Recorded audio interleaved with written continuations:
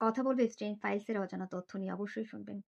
Strain files হলো একগুচ্ছ নথি যা জেফ্রি এস্টিন সহ বিশ্বের তাবড় তাবড় প্রভাবশালীদের কুকীর্তির বিরুদ্ধে ফৌজদারি মামলায় প্রমাণ হিসাবে সংগৃহীত তথ্য। ইতিমধ্যে এটির বিষয়ে আপনারা প্রায় সকলেই অবগত। জেফ্রি এস্টিনের অন্ধকার সাম্রাজ্যের ব্যাপ্তি বৃহৎ এবং বহুমুখী, যেখানে যৌন কর্ম ছাড়াও বিভিন্ন অপরাধমূলক এবং গবেষণামূলক কর্মকাণ্ড অন্তর্ভুক্ত, যার মাত্র যৎসামান্যই আমাদের সামনে এসেছে, বাকিটা অন্তরালে। স্টেইন দ্বীপের কোনায় কোনায় আনাচে কানাচে রহস্যের মোড়ক, যার মধ্যে উল্লেখযোগ্য মোলজ রহস্যটি। আপনারা নিশ্চয়ই দেখে থাকবেন। স্টেইন ম্যানহাটন প্রাসাদের শীর্ষে নির্মিত রহস্যময় মোলজ মূর্তিটি। কে এই মোলজ? আসুন জানি।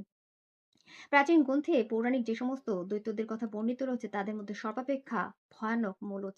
বাইবেলে মোলজকে শিশু বলিদানের সাথে সম্পর্কিত এক নিষ্ঠুর দৈত্যরূপে চিহ্নিত করা হয়েছে। ইতিহাসের পাতায় আগুনের উপর প্রসারিত হাতসহ একটি ষাঁড়ের মাথার মূর্তিরূপে মোলজ চিত্রিত। মোলজকে প্রধানত শিশু বলিদান গ্রহণকারী অগ্নিদেবতা বা যোদ্ধা দেবতা হিসাবে মানা হয়। আসলে এই মোলজ প্রাচীন কুসংস্কার, নিষ্ঠুরতা এবং অন্ধকারের প্রতীক। এছাড়াও জন মিল্টনের প্যারাডাইস লস্ট কাব্যে মোলজ প্রতিশোধ পরায়ণ এবং উগ্র যোদ্ধার মানসিকতা সম্পন্ন পতিত ফেরেস্তা অর্থাৎ ঐশ্বরিক নীতি অমান্যকারী, স্বর্গ থেকে বহিষ্কৃত স্বর্গীয় দূত।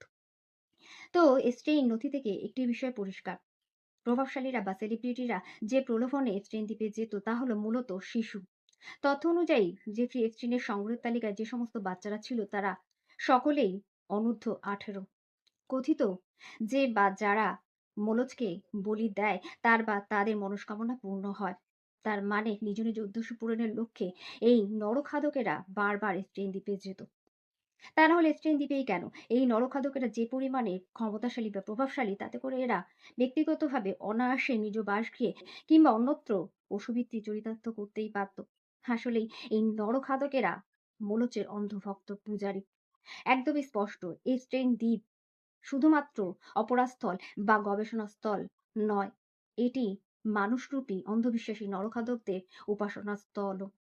প্রসঙ্গত উল্লেখ্য, জেফ্রি এস্টিন নিজেকে মোরজের সাথে তুলনা করত বা নিজেকে মোরজ বলে দাবি করত না তো। প্রসঙ্গত উল্লেখ্য, স্টিফেন হকিং ঈশ্বরে বিশ্বাসী ছিল না। তাহলে কি সে শয়তানের পূজারী ছিল? আপনার কি মতামত? অবশ্যই জানাবেন।